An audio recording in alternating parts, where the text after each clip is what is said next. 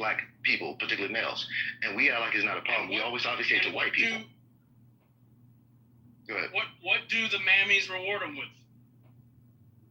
Oh, they'll give them, put money on their books, or give them some place to stay, or give them 6 fucking kids. Yeah. Money on their books, another 4, 5, 6 fucking kids that they can train and raise up to go do that shit again.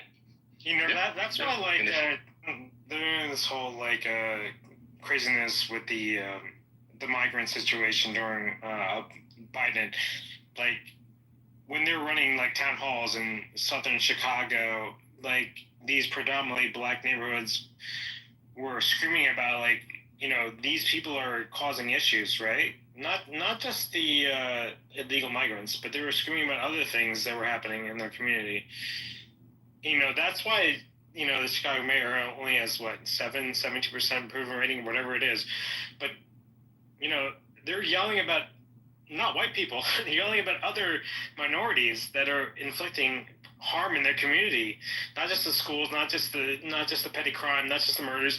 These are people in town. You can look it on YouTube. There's plenty of videos of it in South Chicago. People who are very mad about that type of situation. So it exists for sure.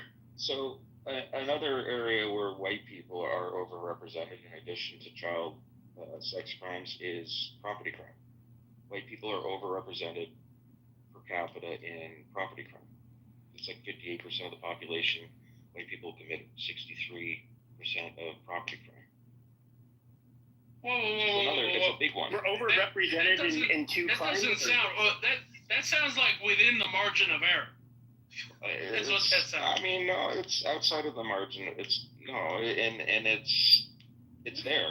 That's not a good argument. That's not a good argument. Oh, no one should have the expectation that black Americans should be responsible for 13% of the homicides, and white Americans should be responsible for 58%, and if you include Hispanics, 74%. Nobody should expect that, right? What we shouldn't have is 13 responsible for 60, or 58 responsible for 85. That's what we shouldn't have. That's when major alarm bells should be ringing off.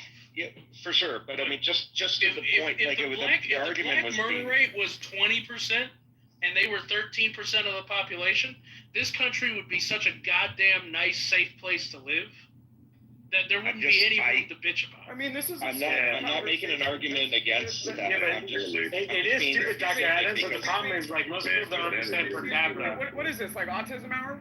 So it's a stupid conversation for the simple fact that, again, each race has its own unique talents when it comes to committing crime. Okay? There are certain races that are better than other races at certain said crimes. Why? It could be environmental. Why? It could be education. At the end of the day, you're not going to sit here and have white America have a conversation with their kids about this. Let's get the white crime rates down. You're not going to have black America sit at home with their kids and say, let's get a black American crime rates down. This is stupid. It's completely stupid. I wasn't making an argument about anything other than just laying out the facts, because there was just so we're on the same page there, because there was some pushback. Point out that every time we've held a worldwide murder competition,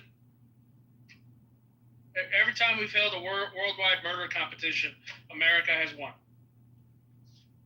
Amazing. To Adam's point, I think that's not the issue about getting it down. It's about acknowledging what it is. Keep in mind the story of the topic of the room. If this was the opposite, of course it'd be endless coverage, is that the group that claims that they don't want to be victims of white supremacy, oppression, brutality, etc., are the ones that's typically committing it amongst themselves until the groups. And if we was to be fair here, you hold a group accountable, because